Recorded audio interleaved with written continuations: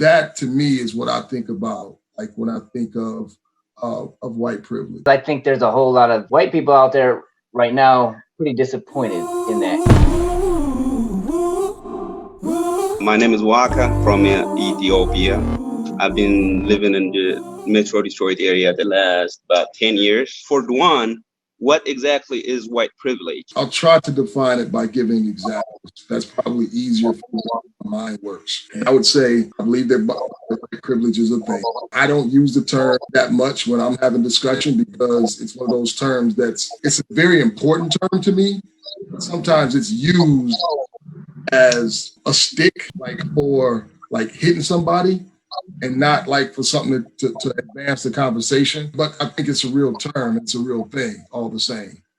So when I think about the term white privilege or what it is, I think it's kind of controlling the narrative.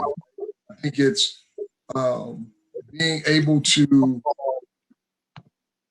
do like it's able to very proud of the founding fathers of this nation and sing songs of praise and have holidays earmarked that we celebrate the founding fathers, but then still want to say, I never owned a slave, right? Like I shouldn't be like held accountable, right? So it's to be able to say, I want to celebrate and embrace and benefit from all of the wins that the founding fathers of this nation had, but I don't want any of the responsibility, right, at all. So that to me is what I think about, like when I think of white privilege. So, and there's many more and many layers to that, but for the sake of time and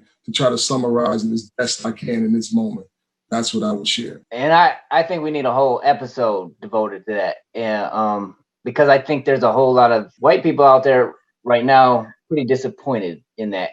I just think it needs so much space to be able to give back and forth. I think there's one quick example. So we have a friend, Black American, in the Detroit area. His name is Tamashian. It does not sound like a white European American name. He did this little experiment. And he sent out his resume that said Timashian Jones, same resume. He sent out a resume that said Tim Jones, same thing, same companies. Don't.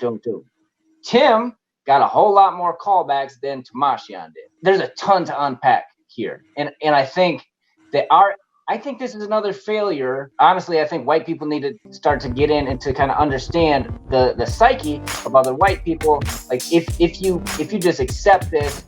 Like the way we're having these conversations just doesn't get to the core, doesn't connect with people on an emotional level. Or I think we need more examples for a lot of things.